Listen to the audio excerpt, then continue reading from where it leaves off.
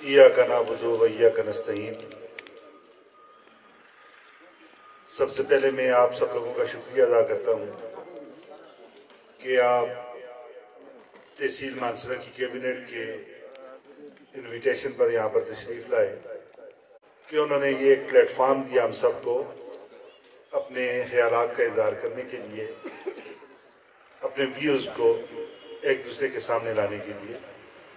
ये बड़ा एक ज़बरदस्त तरीक़ाकार वज़ा किया आपने दिमुरान कि तहसील का इलेक्शन है तो तहसील की तंजीम ही वो नाम दे और तहसील की तंजीम ही उनको रिकमेंड करके आगे भेजे।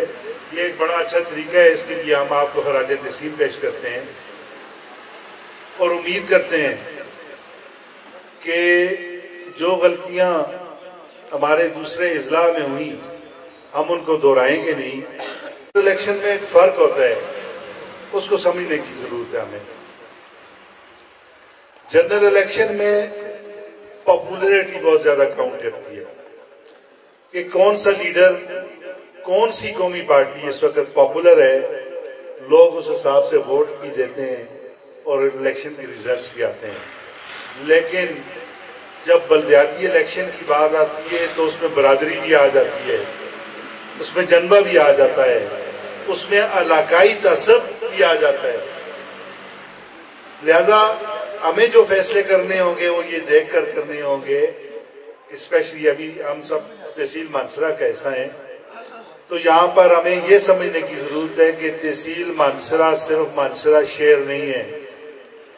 तहसील मानसरा में 13 जंगला वाला इलाका भी शामिल है, अतर शीशे वाला।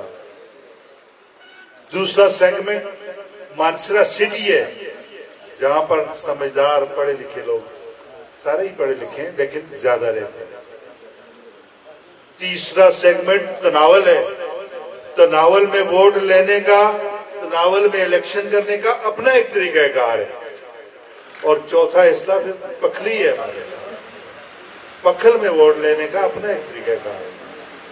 हमें फैसले करने से पहले, हमें नारे लगाने से पहले, हमें तब्दीली और पार्टी के और महंगाई के और अमीरों के और गरीबों के नारे लगाने से पहले ये देखना भी जरूरी है कि इन तमाम सेगमेंट में से हमने कैसे कैसे वोट लेने हैं। हमें उम्मीदवार के चुनाव से पहले उसकी पार्टी खिदमात भी देखनी पड़ेगी। हमें उम्मीदवार के चुनाव से पहले उसका फाइनेंशियल स्टेटस भी देखना पड़ेगा। हमें उम्मीदवार के चुनाव से पहले ये भी देखना पड़ेगा कि ये किस बरादरी से ताल्लुक रखता है, इसका बैकग्राउंड क्या है और ये लोगों में कितना पॉपुलर है और इसको बात करने की कितनी तमीज है, और ये सारी चीजें हमें देखनी पड़ेगी। अगर हमने अंधे फैसले किए तो रिजल्ट वही होगा जो 2 दिन पहले हुआ था। लेकिन आपने जो प्लेटफॉर्म दिया वो बड़ा जबरदस्त है। मैं उम्मीद करता हूं कि तमाम लोग, तमाम ख्वाहिशमंद हजरात